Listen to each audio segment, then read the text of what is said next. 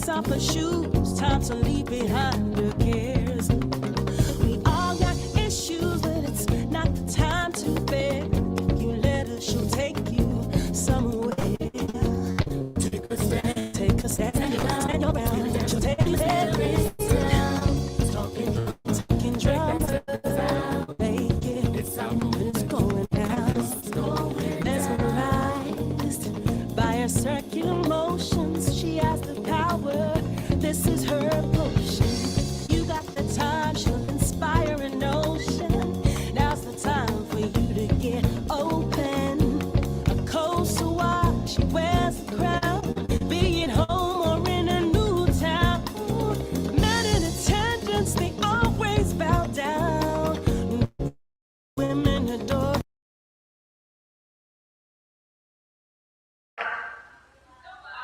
How many white folks stand over you with a gun and make you buy Newports? How many white people make you buy Cools? How many white people make you drink beer, drink wine while carrying babies in your womb? How many white men, where's the man when you smoking your first joint? When you smoking a blunt? When you shooting heroin? Where is the man, fool? The man is right up here. The man is internalized oppression.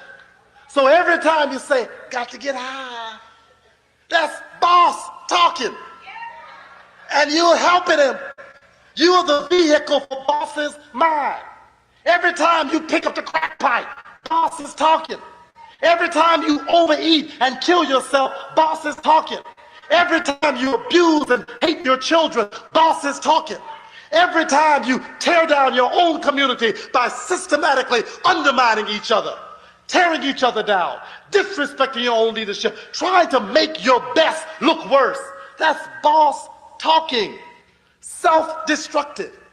Every time you put dirt on your own streets, tear down your own buildings, mess up your own neighborhoods, every time you do that, that's not a white man out there.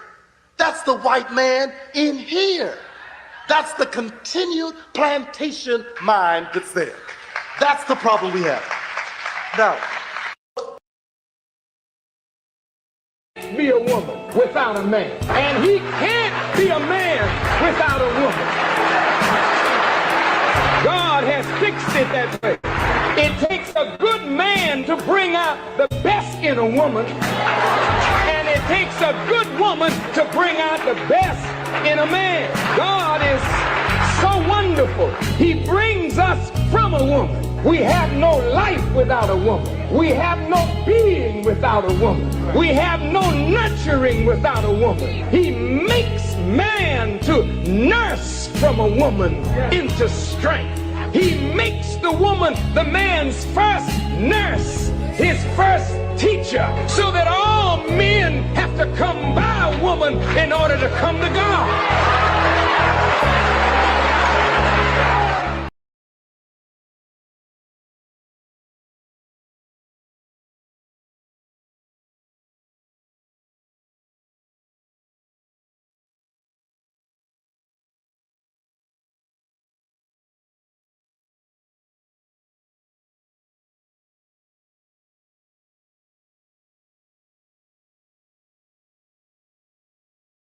Crazy facts about the Moors you never knew. The last one will blow your mind. 1. The Moors ruled Spain for over 700 years, from 711 to 1492, longer than the United States has even existed. 2. They introduced algebra, algorithms, and the concept of zero to Europe, which became the foundation of modern science and technology. 3. The word algorithm comes from a Moorish scholar, Al-Khwarizmi, whose work powers computers today. 4. Moorish cities had streetlights, hospitals, libraries, and running water, while much of Europe still lived in filth. 5.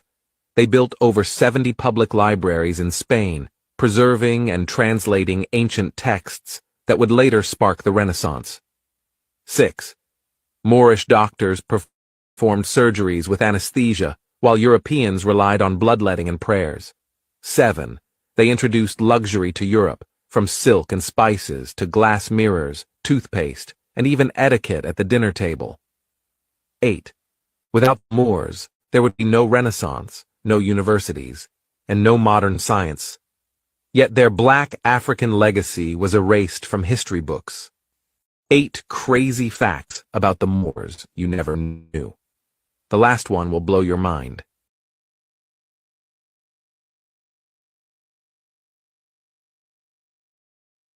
Make it without a father. I said, wow, that's got to be a difficult thing for a young man to make it in this world without a father. Because, look, man, a boy without a father is like an explorer without a map. No guidance. Bro, you don't know how to get there. Manhood can only be taught by men. How do you stop those countries that count their wealth and their assets in terms of the minerals that reside in the African soil, like they did in the past when they counted their wealth? They used to count their wealth in the number of slaves that they owned, that were taken from the African continent. Respect and mutual benefit should underpin what we as Africa do as we relate to other countries in the world. African countries should, as sovereign states, be able to also pursue their own independent foreign policy approaches that are not beholden to any other major global power or blocs. Unless there is a plan to go and live on Mars, we do not have a choice. And I hope that this convocation and conversation can take place within the next 4 to 8 weeks. We cannot go to the world's population again making promises and yet saying that this is the most urgent problem facing mankind. Straight that Africa should never be seen as a continent that needs generosity. We want to be treated as equals. We cannot achieve what we want to achieve if we allow our global community to focus time, resources, everything, technology, on conflict. I think there's a duty for us all to keep our individual countries peaceful, out of conflict, and not export instability.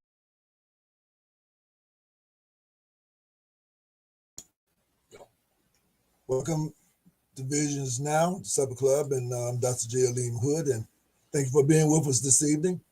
Of course, feel free to give us a call, or you have a question or comment, you can put it in the chat. And by the way, share. Hopefully that you're enjoying the transition of the weather.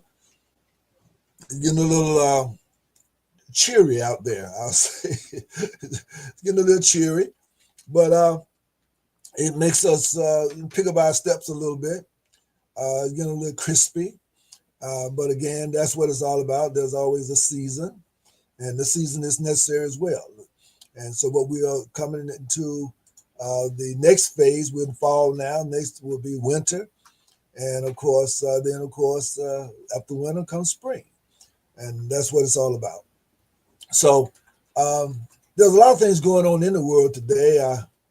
I try not to really, I try to deal with programs and activities and things of that sort. And so if you'd like to give us a call at 706-221-4830, feel free to do so. We'll be more than happy to entertain you. In the meantime, let's just chat a little bit about some of the reels that you saw.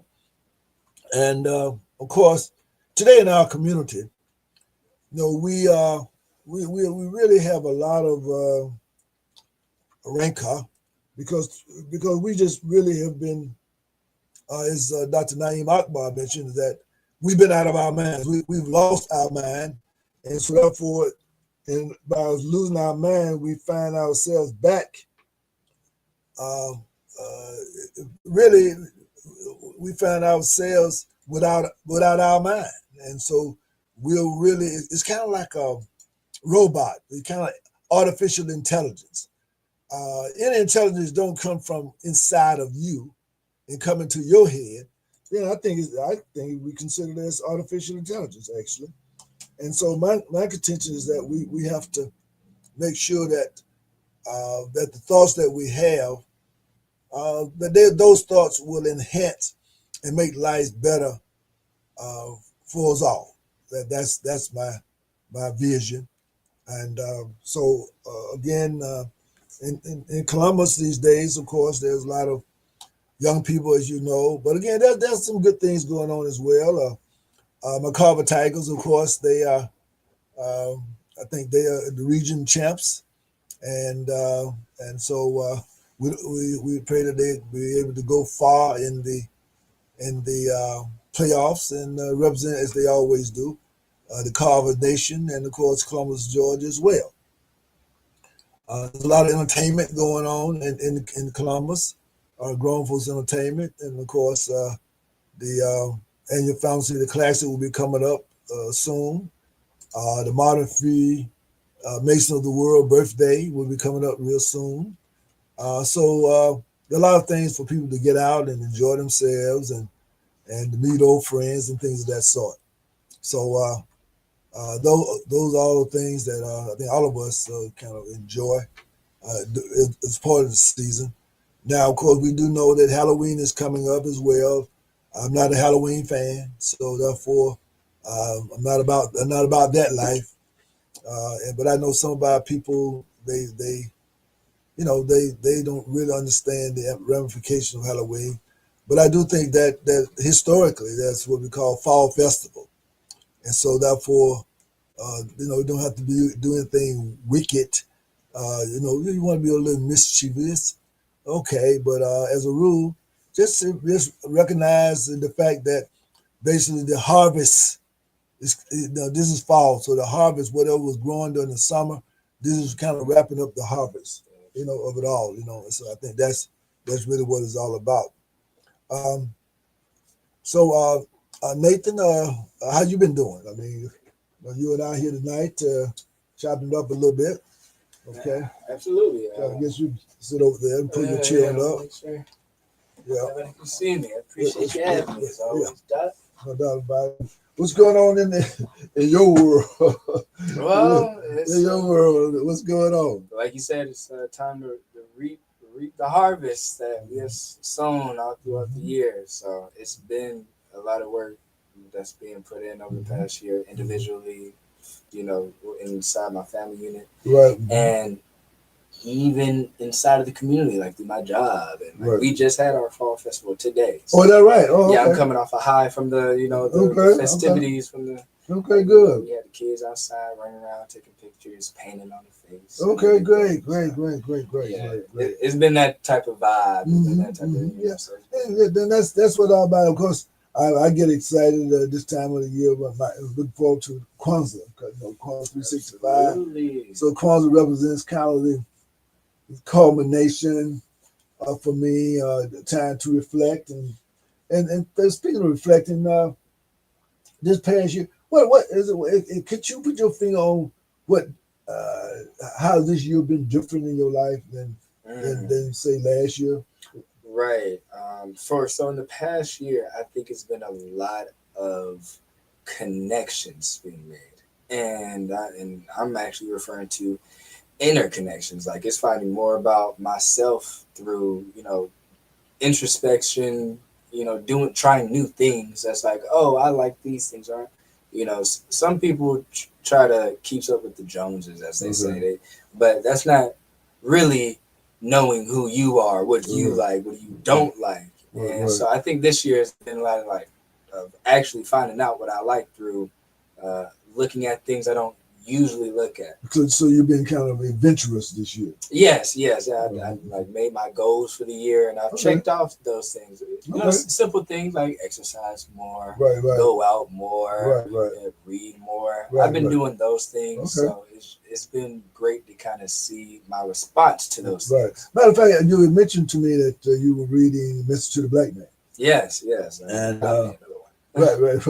I need another copy, actually. Yeah, you gave yours away Yeah. to somebody? Yeah, maybe. I don't know. I haven't seen it in a couple of days. So Okay. So somebody found interest in it. Huh? Hey, that's a good thing about it. Yeah. Well, I've been loving it so far. Okay. So what has struck you about? I mean, like the book. I mean, of course, I think it's kind of a rites of passage, really, for one to kind of move from one level to another level, of thinking about life and looking at life through from a different point of view. As I say, as opposed to looking at the setting sun, you start looking at the rising sun. Absolutely, actually. It's funny that you say that. I was just talking to a brother today about the book because I had went to the mosque yesterday when they were reading right out of the book in our study group, and they just so happened to be reading the section I was on. It was titled "The Devil," but it was I thought it was ironic because it's Halloween time. Right, of course. I think it was a funny thing.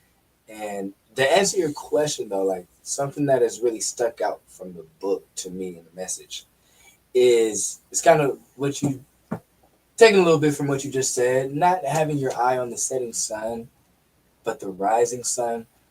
Because as I'm reading it, I'm thinking about how to everything that I look at as far as our people is before it would be a dimming light. Like, man, why do we operate like this? Everything seems so destructive in our community.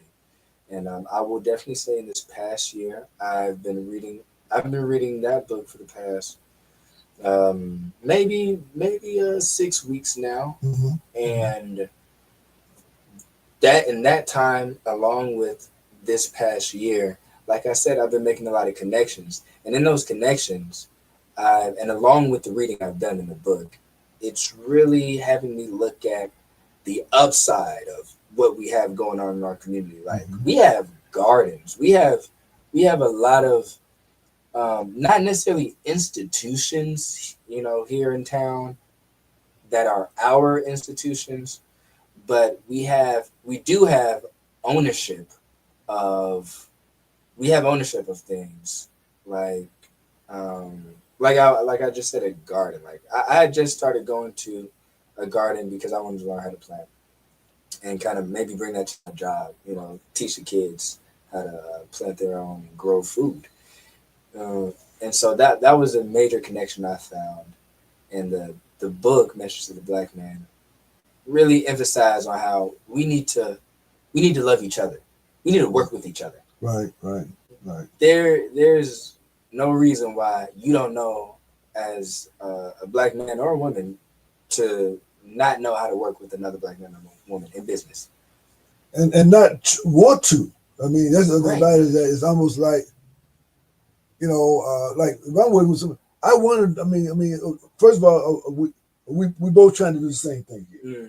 Okay, so therefore, I want to know what your thoughts are. You want to, and let's see how we can bring that creativity to the process and then enjoy what we're doing. Exactly, that's where the joy comes in from. Right. You actually want to do it. Exactly.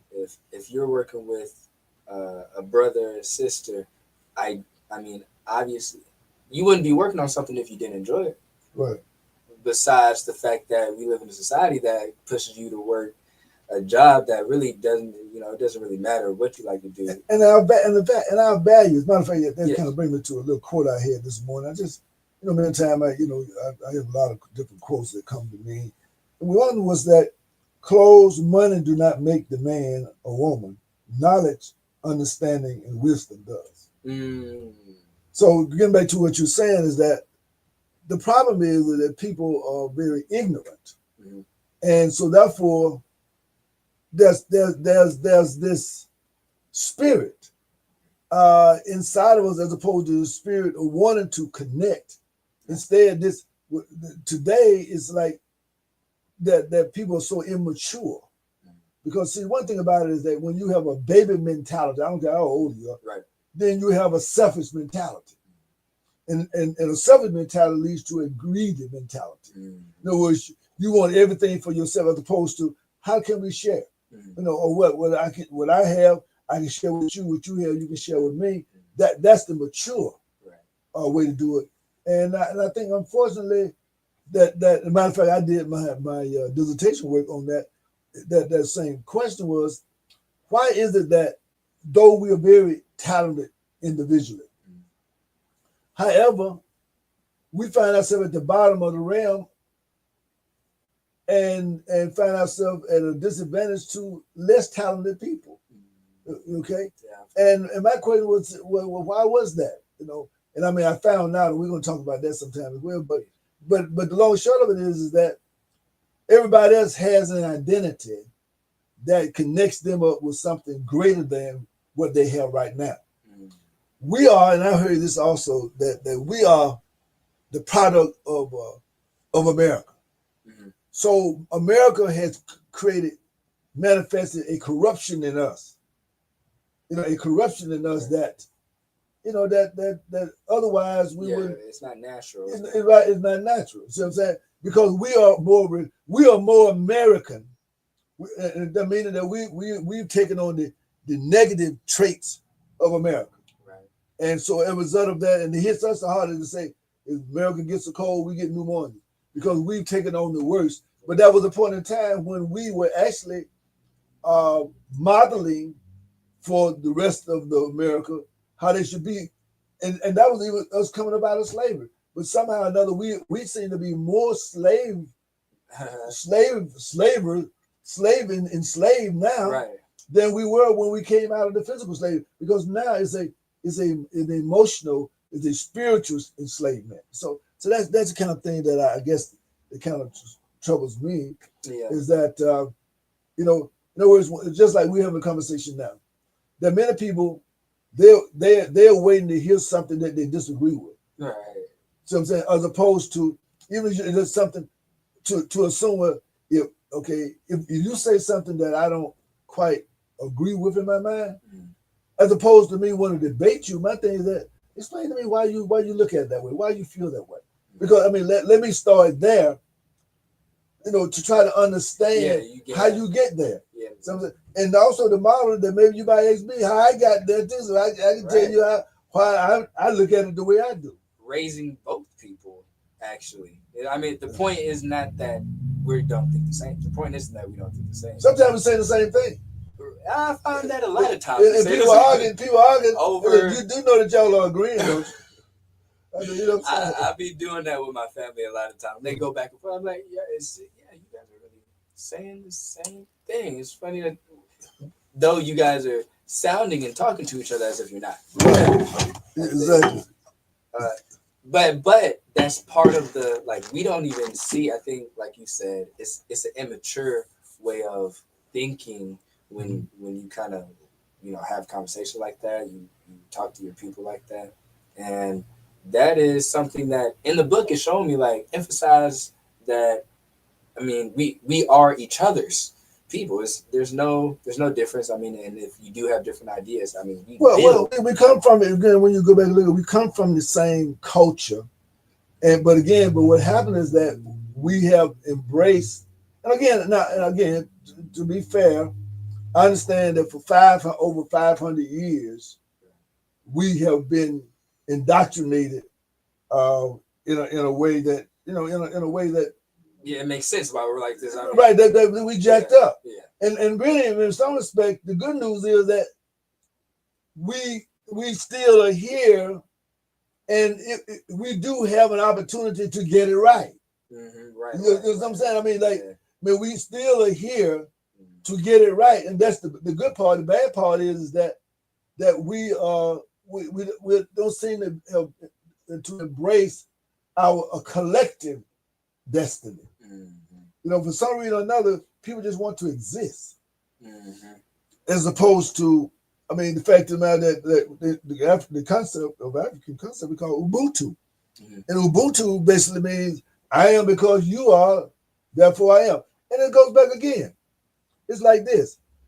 I think Ubuntu goes like this also. If you poison the air, right? You poison your air and you also poison my air. Because we both got to share in this air. Right. From this air. Exactly. So therefore, that means if you're poisoning the air, you don't care anything about yourself. And so if you don't care anything about yourself, then surely you're not gonna care anything about me because you're not even understanding the value of yourself. You know, and that how many trillions of years from the beginning of time has taken place in order for us to sit here right here today. We didn't just pop up last year. Now, I mean, this has been an ongoing, unbroken chain for millions and trillions of years for us to be sitting here right now. So then you say, my God, I mean, you think about it, man, this is we're two miracles sitting here talking about this in front of this thing here. I mean, so therefore we got to be a little bit more humble. But again, for some reason or another, we have not embraced the value of life. You know, we have not. You know, and I think less, and I think it's becoming more and more because again, I blame it on AI, artificial intelligence. You know, because see, my thing is that the artificial intelligence is supposed to be a tool for us, but instead, what has happened? We have become a tool for artificial intelligence. So what do you mean? We're supposed to use AI? How it's supposed to be used? It's supposed to be embraced to make our life, our life, not our material life, but our spiritual, our emotional, our life. In other words, take for example, AI should be helping us grow better food as opposed to making more chemical food with artificial additives. AI should be helping us have healthier food that we can just grow and eat and make ourselves better. Right. But instead of them using AI to come up with ways for it to look like it's really food, but it's really artificial. See, that's the devil way of using AI. You know, that's what to look at to me. And I see it all the time. I see it, in the kids, and how we rely on it to. It's like you should, as going through life, you should be always learning, right? And enjoy learning. And enjoy learning and not look at it as, because we use AI for everything now. So I feel like when I see people using AI, it's like, it really looks like you're living less of life. You're not living at all because you're living back here. Because it's artificial. When you put it down, you live in real life then. You real life. It's almost like when I was growing up, we had the radio. We had the radio, right? And so therefore you actually could clean the house. You can actually do things, while you were, listening to the radio. Right. Then when television came, you had to kind of sit down to watch TV. You still could kind of hear it. You know what I'm saying? Yeah, you could. But you had to sit down to watch the shows. Right. So then that meant that took away time that we would have been doing something, making something, or doing board games, or cooking something, interacting with each other. Instead, now going to a computer. So like now, there's nobody even, not even like going to the movies. There's not even people around you anymore. It's just, no. Right, you're right. You got an artificial girlfriend or artificial boyfriend, right. Or the computer, exactly, and you living that life. I mean, it's hard to believe that even though we're living that today, like we're living in that world today. But I do kind of, it blows my mind when I see people. I'd be like, I work with kids, so I'll ask them, what are you doing? Because they be on their phone. They're like, oh, I'm talking to an AI. I said, so you're not, there's no other person. Yeah, that's what I'm saying. Like, you're not doing nothing really as far as interacting with others because you're in a room full of people. Like, that's. And we're not going to be interested. We're not interested in each other. Right. Like I've said many times, you go to a social environment, to dinner, or to a social setting, people sitting on at the table, but everybody on their own phone. as opposed to learning who you sitting with. You know, find out about them, what your interests are, and things like what your connection is, you know, what your sign is. Yeah. But all of that seems to be lost, you know, because we don't really like. I mean, we really don't have the kind of desire, so therefore it's feeding us, making a friend out of us, and so to speak, that as opposed to a human friend. Now we have a false friend. That's why a lot of people they online dating and all that kind of thing. And really, we're not good at being social. Like, I mean, that's what that when you actually see when you have no choice but to interact with another human. Now it comes to see like where you learn how to do it. I mean, because because children, they put tablets in front of the children in first grade now.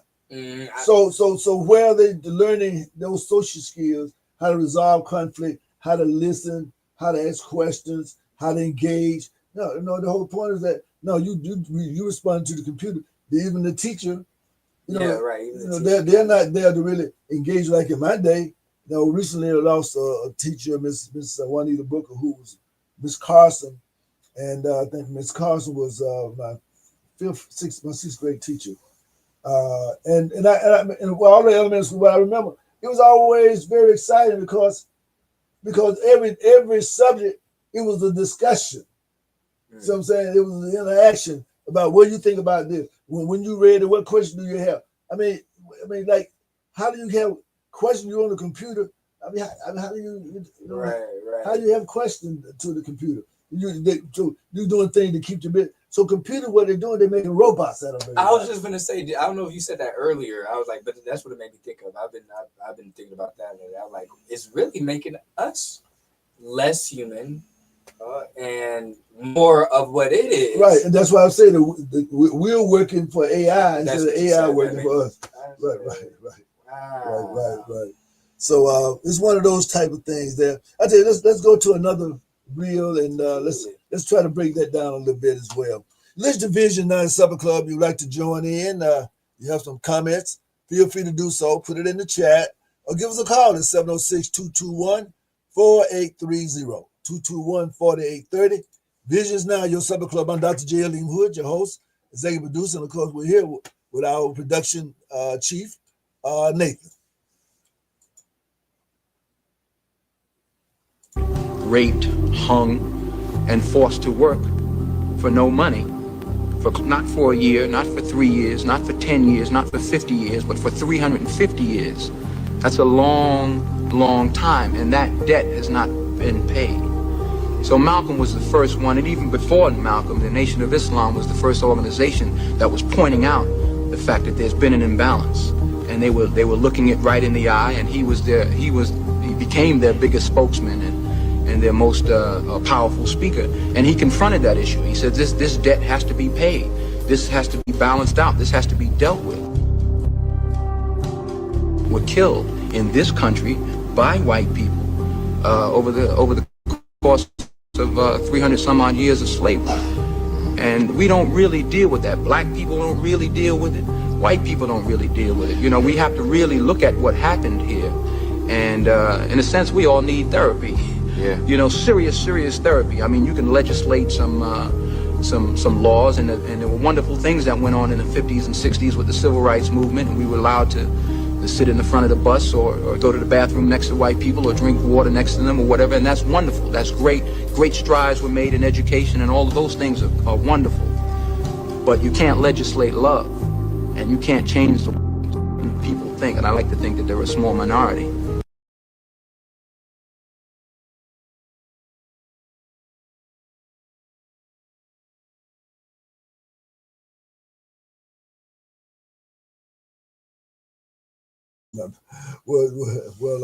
Denzel Washington, who played Malcolm X, what he was just saying there was just pretty much what we were just saying is that we've lost touch, and I think that we as a community, and I think you can tell that by our lack of productivity. What I mean by that is that we're greater consumers.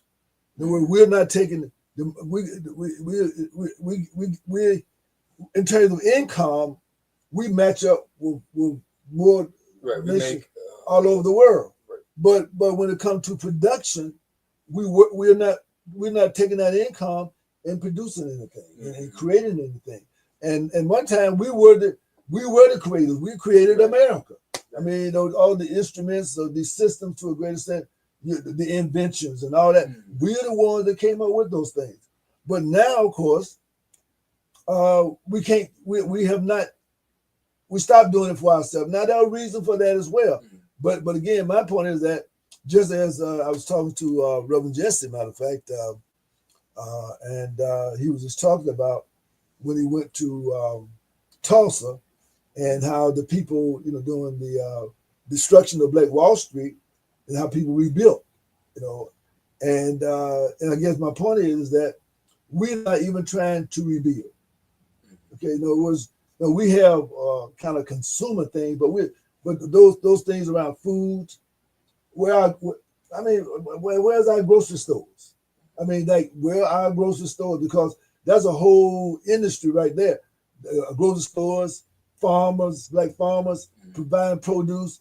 What about canned? I remember back in the day, there were even canned good businesses that were owned by black people. See what I'm saying?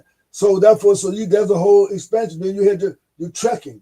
I mean, in other words, so there's a whole industry. But we're not doing that now. Looking at our neighborhoods. One time we other people, but we own stores in our own neighborhood where you get your bread, your milk, your cheese, your snacks.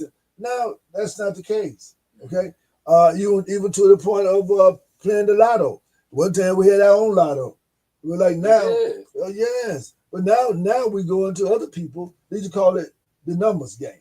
They call it the bug. Right. And that's where it was. But then what they did, they made that ours illegal. Then they started doing it. Oh, of course. Well, the same thing we're doing right now with marijuana, right?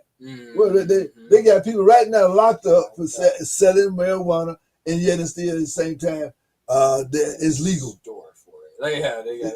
It's legal. That's right. But you got people locked up in the same states that they got it.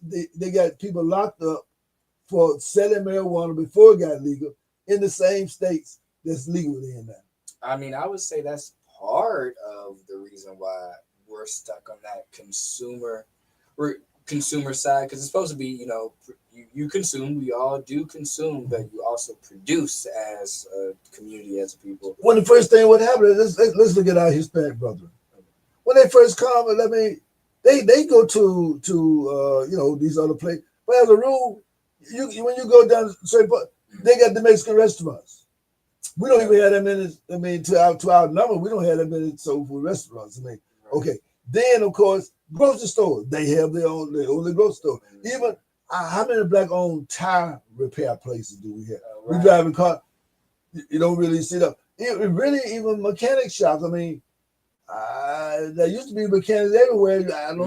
I don't see mechanics like that anymore. I mean, what do I do? Well, I mean, not on the business, like, you have a brick and mortar, or like, I mean, there's people who know how to do it. But I'm trying to say, with the money and with the number, we should be able, but that means we have to come together. See, okay, you can fix up. Now, I might know how to run the business part, but we can't get along. So therefore, now you're fixing the cars, so when you can't grow. Yeah, see? Right. Because you don't know nothing about business. Right. Because you can't grow, because you can't do everything. You can't work on the car, and then you got to do the books and all that. Exactly. That's where the team comes in. But then that's why you also be able to franchise. But you can't do that because we have lost the ability to trust each other, and we have lost the ability to be trusted. So now, with all that been said, that's what we're trying to do with Project Rebound. And speaking of that, we have a mentoring program I want everyone to know about, is that if you have a child from, well, we won't really say, but we say from 10, 11, 12, 13, 14, 15, 16, that you're trying to, in particular, it was one of the videos we were talking about, mothers, single mothers. Come on now. You really, you can't raise these boys. I don't care how much you want to flatter yourself that you don't need the daddy.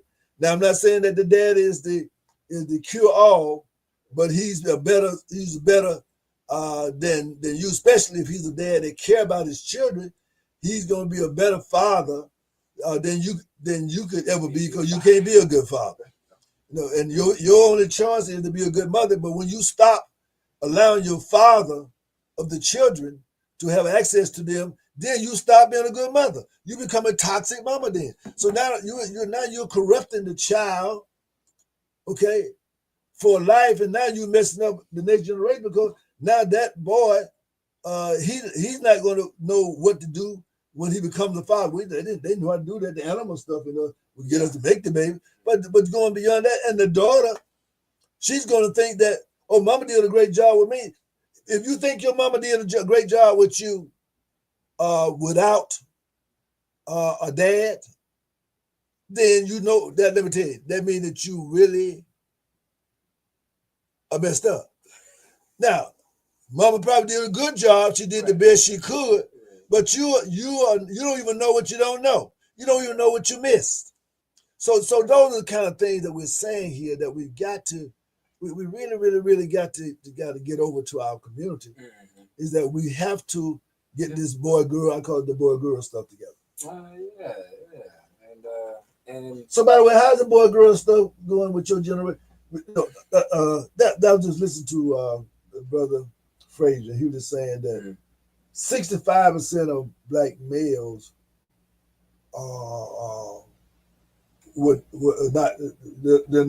they haven't been married, ain't gonna get married. As in, like, they'll say that. Right. And I think almost 75% of black females will never have a husband. Okay, never be in a relationship, because one is, and there's I don't know if you saw that one or not, but the guy was asking the lady, what's the secret to keeping a good man? You find that one? Was that the one where the lady was in the store? Yeah, in the store. Yeah. Play that for us. I don't have that up. I'd have to look. Okay. Well, basically what she says was, she said, "Oh, that's easy." Is what she said. She said, "That's easy." Let's see if I can find it. If I can find it here real quick. And that's something that that we're just gonna have to come to grips with. It's for real. Is that issue? If I can find, she was in the store. This one, Doc? I mean, is this one on the screen? Yeah, that's it. Let me share the screen. Okay. Yeah, that's it. Yeah, let's do that one. Keep a man these days? Baby, it ain't no secret. You feed him, you listen to him, and you let him know you appreciate him. Love ain't complicated, folk. Just make it that way. Keep it belly full and his mind at peace. Miss, what's it take to keep a man these days? Baby, it ain't no secret. You feed him, you listen to him, and you let him know you appreciate him. Love ain't complicated, folk. Just make it that way. Keep it belly full and his mind at peace. Miss, what's it take to keep a man these days? Right there. I mean, it's like, don't take rocket science. You show, if you want to keep, you think you're gonna keep somebody just because you haven't said no. No. It's boring. No. The idea is that if you really want somebody in your life, you gotta show some appreciation. You gotta show some appreciation. You can't just be messing around with people like toys. Yeah, like toys, or like they're not as important. No, you got. They're not as valuable. Like they don't. Exactly. Exactly. But like she said, I mean, because at the end of the day, it says like this: a male, and a man. The key element for them is respect. Okay, that's the number one. That's another one of my quotes today. The number one thing that a male and a man want is respect. The number one thing that a female and a woman want is security. Now, who's going to secure you if you don't respect them?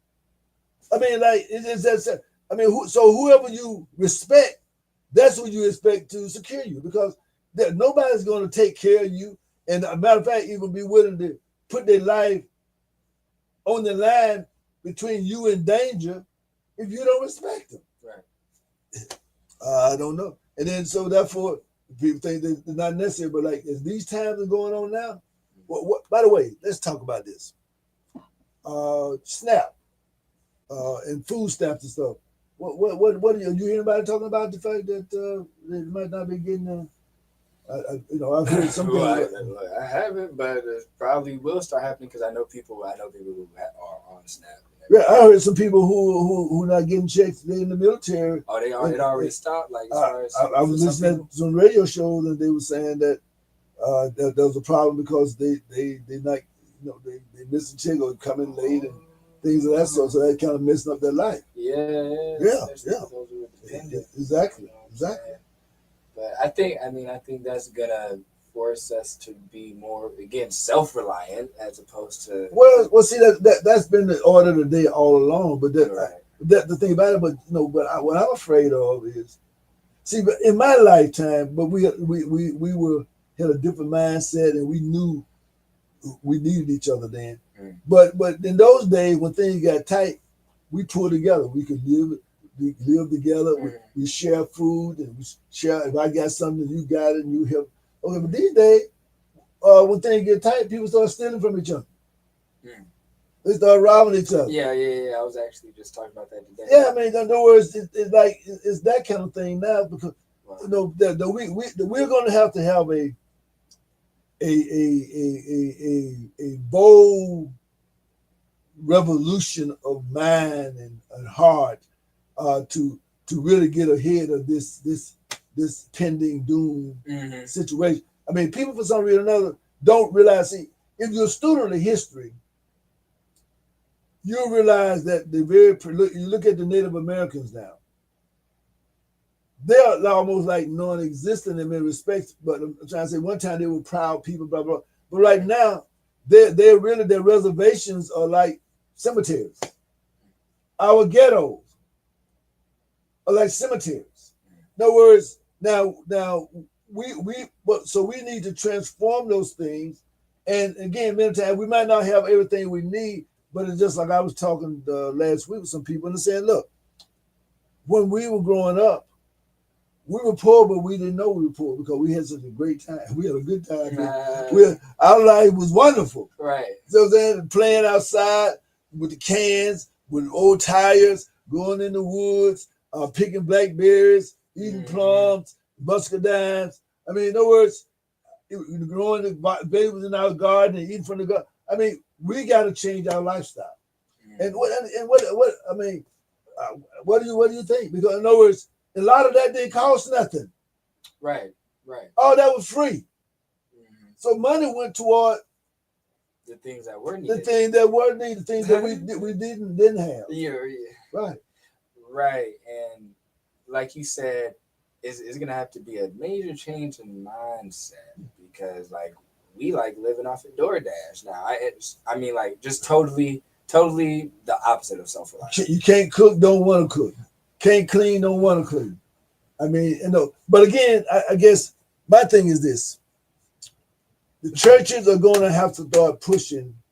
Matter of fact, I just talked with somebody earlier in our meeting, but remember now, we do have a mentoring program. Also, by the way, if you know someone out there who's an ex-offender who's just returning home and they really want to get their life together, we have a reentry program, basically called the Project Rebound / New Era Coalition reentry program, where we are helping people, adults, to get their life together, to become productive citizens. And we also, if you have a child that's in trouble or on the verge of getting in trouble, then you also, can bring those children, and we're going to try and help you with. But remember this, parents, you can't drop your children off, family member. You can't just send your family member to us. No, you got to be a part of this. In other words, we're there to help you, not replace you. Okay? Mama, daddy, who got this son coming back from prison, we're not replacing you. We're supporting you. Mother, who has the juvenile who's coming back out to YDC, you can't drop them off and we're going to fix your child and you come back and fix them. No, we're going to help you with your child. And that's the only way it's going to work, because at the end of the day, they're your child and you're going to be living. We're willing to do our part as neighbors. We're willing to be good neighbors. But again, we have to work together. Right. Makes sense? Absolutely. Yeah, because Y'all are in the house. It's just y'all. It's just that part, and like I know the boys are good. And what I was just mentioning though was that there's something came in my spirit today. Said, you know, our children, the girls need home ec like they used to have. And maybe you don't know anything about that, but the boys used to have shop, and the girls used to have home ec. Now there was a few boys who had home ec, and there were a few girls that had shop. But by and large, the boys learned woodwork, minor electrical, carpentry, things of that sort, in the wood shop, in the shop, things you do to fix up your house, painting on it. Then the girls learn how to maintain a household. You know what I'm saying? How to cook, how to clean, how to do different kind of dishes, you know, how to take vegetables and prepare them and all that kind of. They don't know how to do it. So like now you're going to McDonald's. We need to put McDonald's and Burger King and all those places. Well, if you don't put them out of business, that should be just that. There are people who eat the chicken places, like KFC or something? With KFC, Popeyes, and what's the other one? KFC, Popeyes, and churches. What's the other one that everybody go to? The one with the little chicken on it. You know, Chick-fil-A. Chick-fil-A, yeah. They eat it every day. Every day. Wait a minute, here's someone calling on. Let me see if I can get him on. Mr. Gary Parker. Hello. How you doing, brother? Hey, Brother Parker here, Dr. Hood. How are you? Well. You know, we're live, so I'm glad you called. As I said, Gary, I know Gary got some on his mind. well, you know, we're living. I grew up in the days of Jim Crow, and we grew up in the days of Jim Crow. We grew up in the days of Jim Crow, and we're actually in a much worse situation. Yes, we are. Cause let's prepare. We're not prepared. We were prepared. That was our norm then. Well, I think, Brother Hood, is that in our day, and as I was listening to you talk about the need for men to step up, but it's like a vicious cycle because those men were first born. Right. And they're raised in environments where there's not a lot of positive male influence. That's right. Segregation kept us more condensed and together, and we had what I call stronger raising circles, or village circles, where even where fathers were somewhere in the army, in jail, somewhere away or whatever, you had uncles, grandpas, friends of the family, that's right, cousins. Exactly. And all of those people stood in that circle. That's to right. Nourish you and direct you. That's right. That's you right. You don't have that anymore. I like to tell people in church that we now worship the unholy trinity of me, myself, and I. That part, right. And people got into this very selfish state to think that because they get big and rise up and they may have more sparkle than anyone else, that they are no longer a bubble from that same bar of soap that all the rest of us are in. That's right. But as I said to some people this weekend, one bubble is useless unless it's working with the other bubbles, because otherwise that bar of soap has no essence. So no matter how big you get in a bubble, exactly, you can't succeed by yourself. That's no matter right. what anyone tells you. Exactly. But my thing is that I was just speaking with someone today, earlier today, Dr. and telling them I just recently engaged to any significant degree in social media. And I can tell you what I'm watching, seeing, and hearing. Of course, there's a lot of garbage and foolishness up there. But all in all, you remember when James Brown came out with the song, Say It Loud, I'm Black and I'm Proud. And you know and I know, growing up in those days, if you call black folks black, I mean, because they were a darker complexion, they were offended by it. Right. No doubt about it. But at any rate, when James Brown came up with the song "Say It Loud, I'm Black and I'm Proud," there was a lightning bolt of pride that went through the black community in the South, North, and everywhere else in the country. You know, people saw themselves, reflected themselves in a very positive sense. I sense that feeling. We're lot of consciousness being raised, and there's a lot of things that we are learning beyond Negro History Week or Negro History Month about how great and how beautiful and how much we have contributed to this nation, for what this nation is. I sense that, and sensing that, I also sense there is this kind of, I think people are conscious in a way of all the things rising up around them and the threats, but there is a kind of quiet security and assurance that exists in the Black community, and I think it's a subconscious thing as much as it's a conscious thing. Right. And I think a lot of people don't realize that, but this notion, without anyone saying, we all need to stay home. People have stayed off the street, out of the mass protest, which I think is the best course to take. No doubt about it. No doubt about it. Well, most of the people protesting are people who supported Trump, and they just got hoodwinked, bamboozled, and ran amok. Right. And so that's what they're mad about. But I just believe this. I believe that it is a time that we have to find a way to set aside differences, class differences, all kinds of other differences, and try our best to think and act for the good of the whole. Because no one is safe. Everyone is in jeopardy.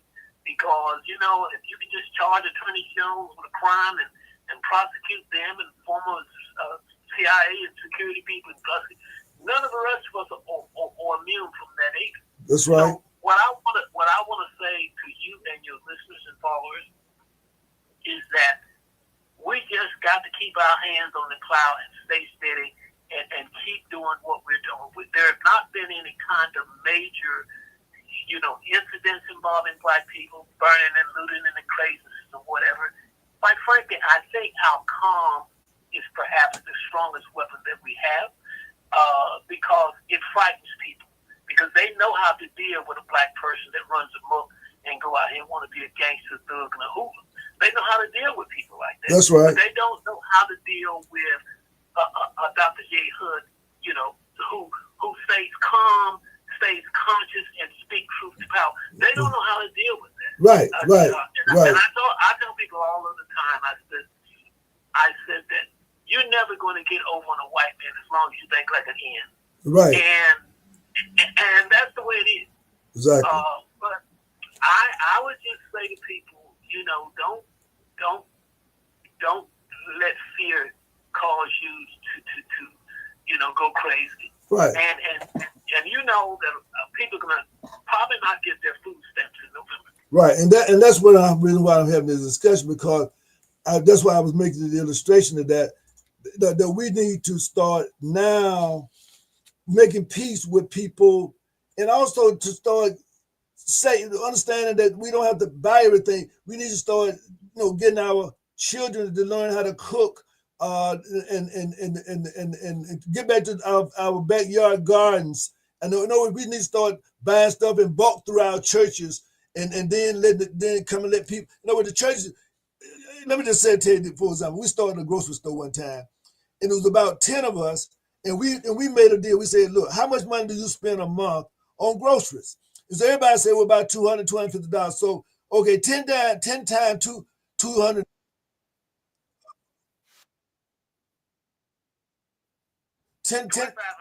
Okay, so we took that $2,500, right? And we started buying, we had people to write down the 10 top things they buy, they would buy for just maintaining, in case of an emergency type thing, right? So therefore, we bought it in bulk, and we was able to, in bulk, then we was able to share with other people, because the amount of money we would pay for 10 oranges, we could buy a whole crate. And so we're talking about food co-ops and things of that sort. So I'm encouraging us, particularly through the churches, to start encouraging people to have a food co-ops in every church. And the thing about it is that, like that little Winn-Dixie about to close down there, I just see they going out about to close down on I guess that's University Road. I guess that's where it was. Yeah. My thing of it is I've been trying to encourage people in Atlanta that there are still a lot of Black folks, and some, in fact, people moving back to farms. There are a lot of Black farmers around that would be. That's right. Well, I was in North Carolina this past weekend, and I I noticed when I went to buy sweet potatoes at the sweet potatoes house, and it's a farm co-op, and you can do the same thing. That's right, right. You know, let me tell you this: you can create a corporation, sell shares, because let me tell you something. If people know that they co-own those grocery stores, that's going to be some money coming back into the community. That's right. Have another sense of an attitude about it.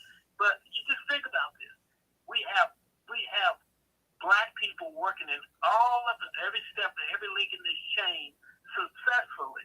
And I say, especially in a place like Atlanta, why in the hell is you just, he's Malay, so that's the way I feel. That's the way I feel too. You do not have a grocery store chain in Atlanta.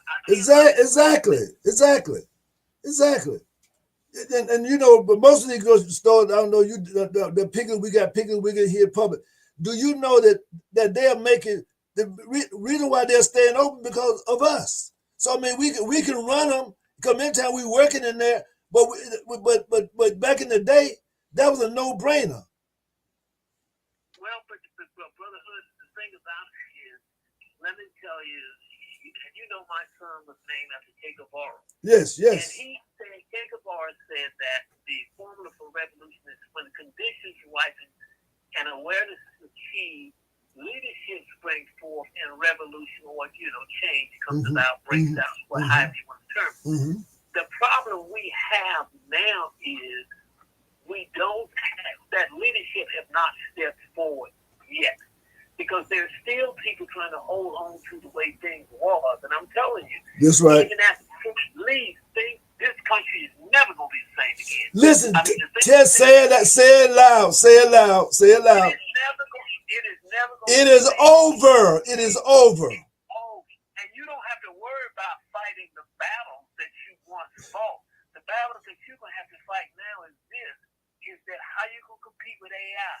Exactly. I mean, the government, all of government programs that funded things in your community, like you have food banks in your community, we have here. Well, the money and things that Trump cut, what they get through the federal government gonna be cut in half. Exactly. Or less. Exactly. And so what I'm saying, I've tried to say, and I know in your community, just like here, every church got the church pantry. That's right. They're open from 12 to 2 on the second Thursday in the month, or whatever day it is. Does not it make better sense to establish, just like the old soup kitchens, establish feeding centers to at least make sure that the children don't go hungry? Because if these food stamps and those things get up, and if the Title I get cut to the federal government, a lot of our kids are not going to get breakfast and lunch. They won't be nothing left for dinner. That's right. That's right. So my thing of it is, I don't know how we can, pull these. I know exactly how, because right now we're working with the churches, right? And here in Columbus, Georgia, what we're doing is that we're going to zip codes, and we're going to have a delegation going to each church and saying, hey, look, can you all identify each church, and every church will contribute to a pool, and so therefore we'll go get truckloads of food in every church, whatever you bought, just because you take it to your church for your congregation. In other words, we're saying that if it just be 1 or 2 items to start, it might just be collard greens, whatever it is. But that's what we're going to be proposing, is that they each church buy so many, and then they take it back. They will come. For example, whatever the biggest church is in zip code 31906, the trucks will come there, but then the other would bring their pickup trucks, pick up the food, and take them to their church. And like you said, they can have lunches there, they can have even breakfast there. But those churches now can become more relevant, and that's really where it used to be in the old days. Well, but let me just suggest this to you, Brother Hood. And I know you, and I know how your compassion and commitment is unquestionable.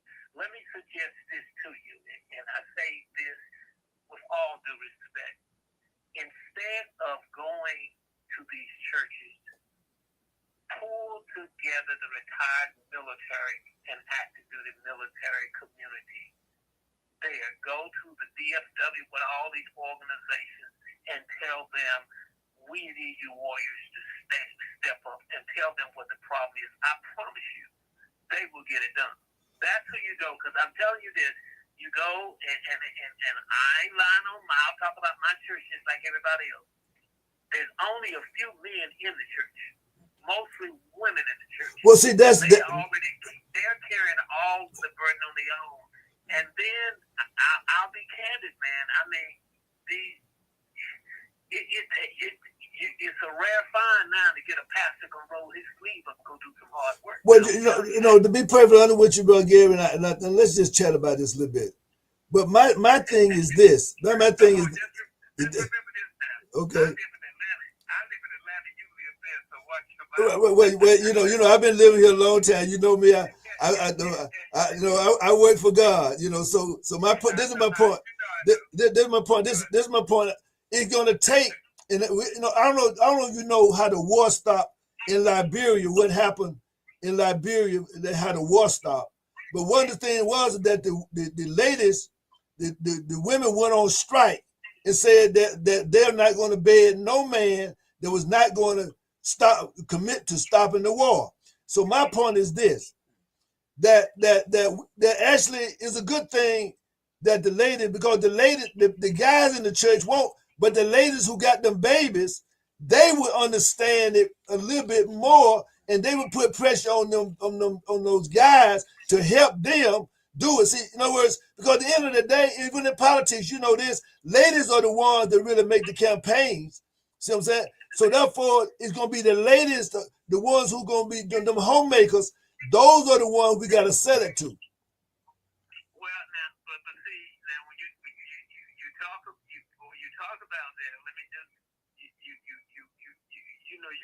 Like I am. That's right. The young folks will call us elders. We passed the unk and all that. They would call us elders. OG, yeah.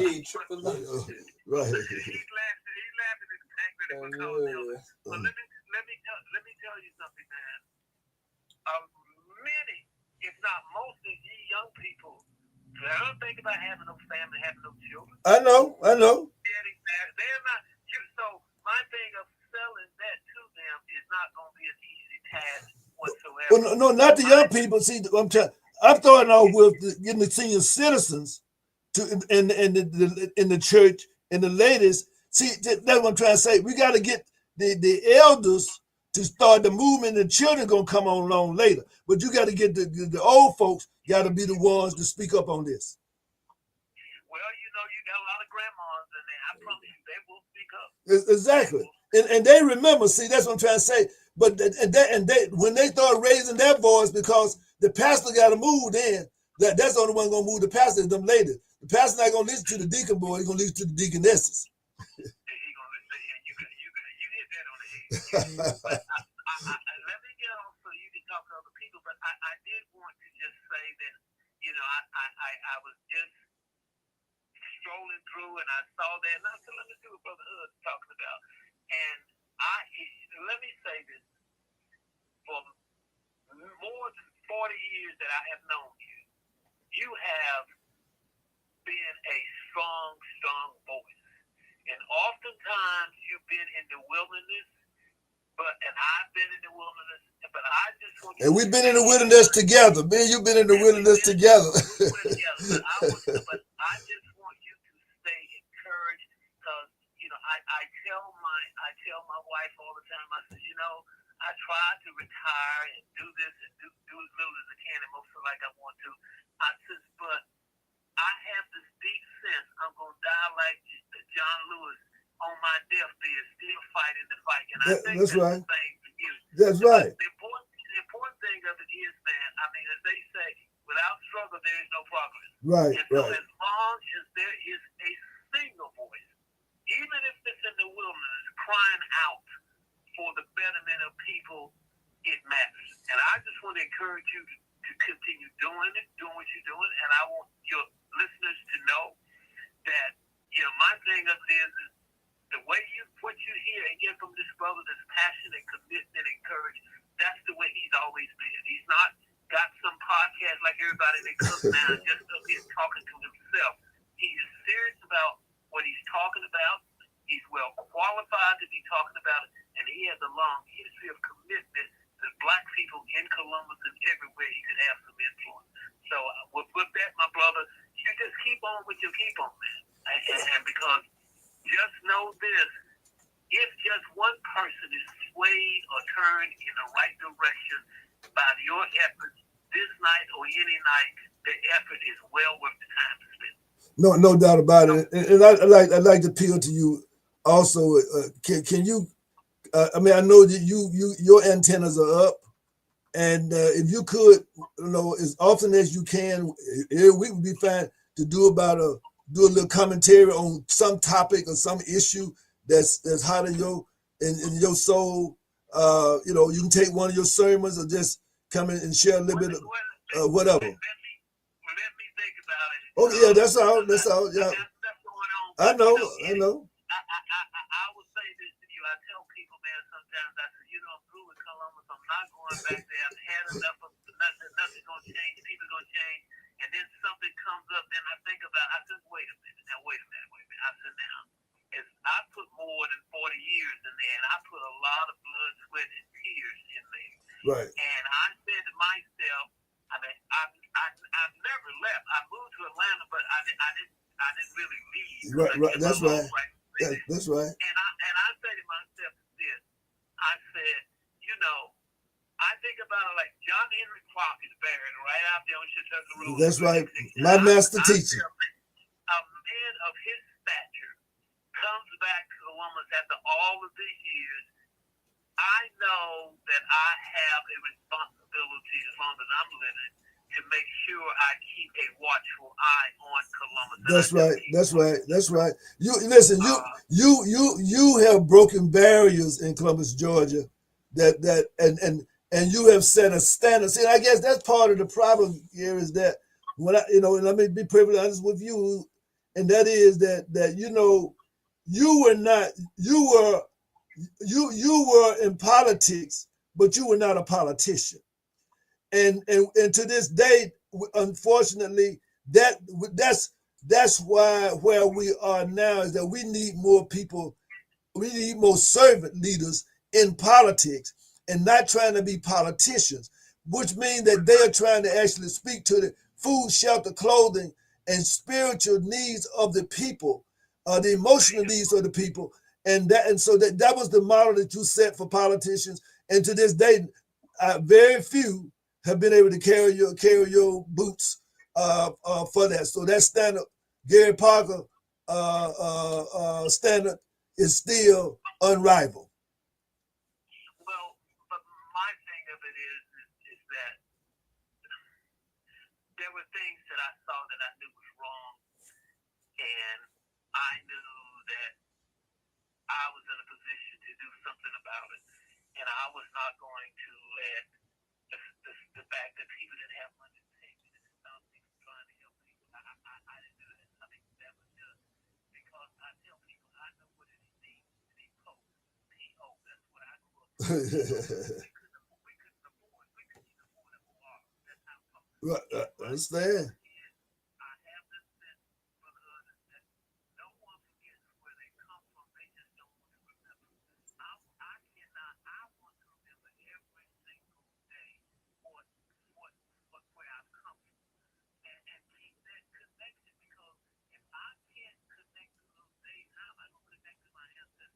That's right. That's right. That's right. And a lot of people are finding out real quick that they were not as secure as they thought they were. You know, that more than 360,000 black women lost their jobs already under Trump. That's right. More people had estimated what was the black middle class, because you know that up until maybe 20 years ago, probably the greater majority, 80-90% of all black college graduates worked in local, state, county, and federal government. Right. And the idea about reducing government size, the underlying motive of that was to deny greater opportunities to black folks. And when they know in the District of Columbia, Washington, a lot of black people live in Washington, a lot of black people work for federal government, and these folks know these folks are in high-paying government jobs. And reducing the size of government is the undercurrent in that is get rid of as many black people as you can. And so, like I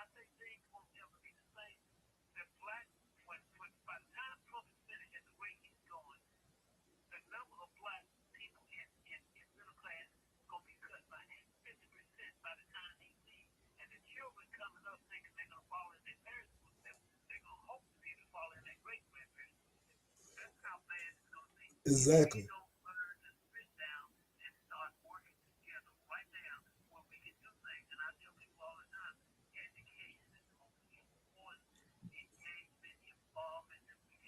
That's right.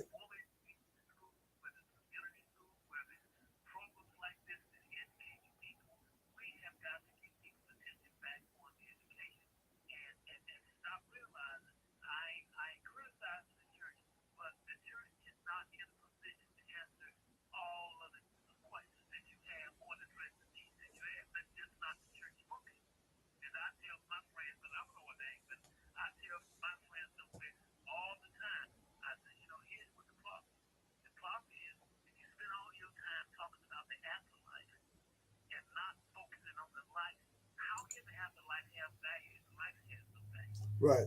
Well, you hit it 100%. And again, I guess, see, I grew up in the country churches. And the country churches that I grew up in, that's exactly right. And so, and they would bring their produce to the church and set it outside to the people who went to church. So the farmers that was like, it was Saturday. It was a market. So my point is that we're gonna push this. We're gonna push this. We're gonna push this because and the fraternal organization like the Masons as well. They talk about being on the square. I know what being on the square means. Being on the square means that we are going to be the one that assure that the institutions of survival are here for our community.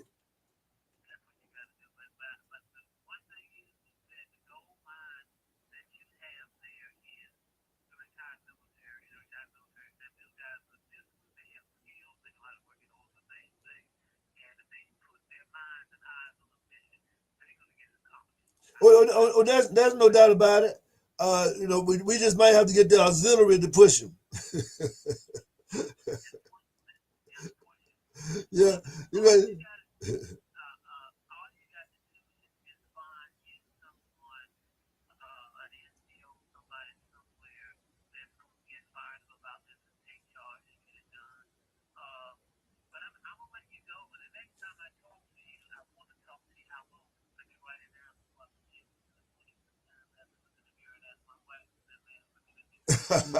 I understand. I understand.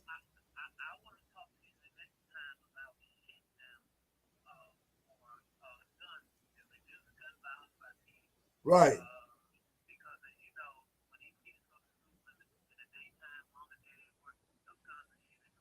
Right.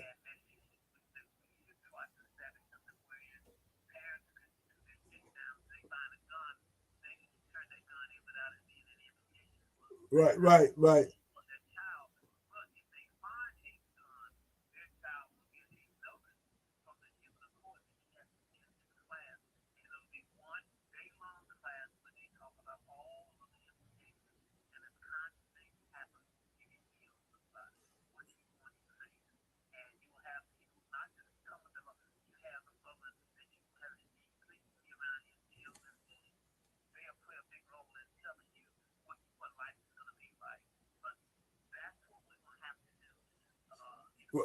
Well, I'm glad. I'm glad you mentioned that because we are in the process now. We do have a little seed of resources.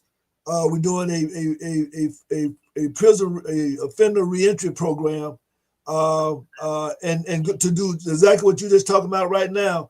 The idea that to have those guys who've been in prison talking to those kids coming out the YDC and let them know that what prison life is like, and that they better stop right now from going farther because it ain't pretty over there on the other side of the road.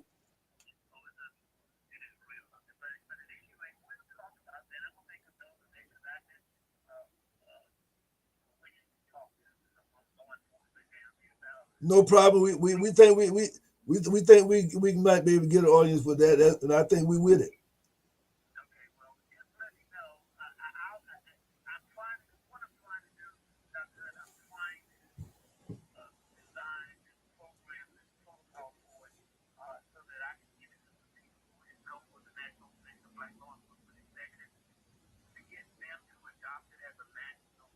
Okay.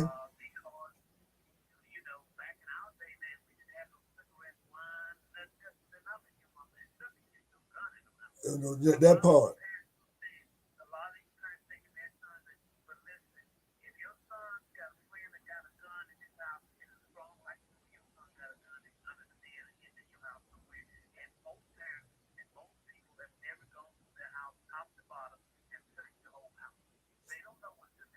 Right.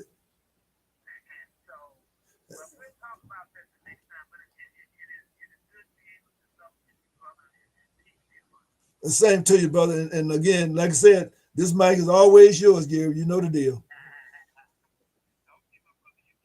Peace be unto you. Okay, I think that's gonna kind of close us out here. I don't know if you don't know Brother Gary Parker, but Brother Gary Parker is a legend here in Columbus, Georgia, for breaking many barriers as a lawyer, and he was a graduate of Howard University Law School, and he became, we know he won some political offices, and it just set a new standard for politics here in Columbus, Georgia. So I'm just delighted that again, we have people listening. He's from Atlanta. We have people listening from all over the country, really, in 2-hour broadcast.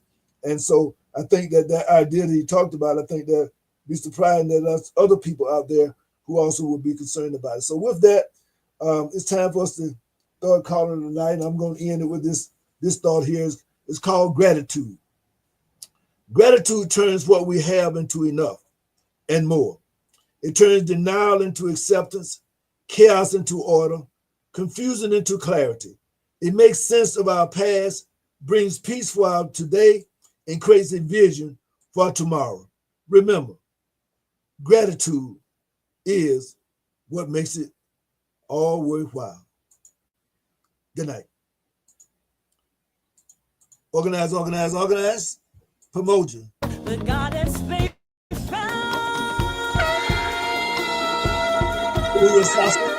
Watching with Zuri. Remember, every Thursday, 7:30 to 9, Visions Now Your Summer Club. Right here on New Era Broadcast Network. The news and views that you can use.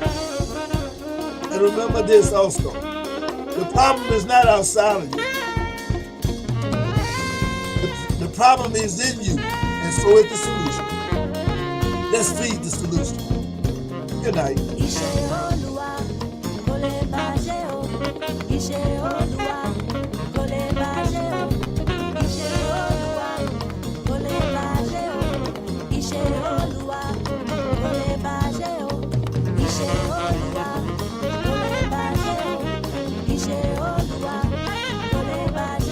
What the Creator has created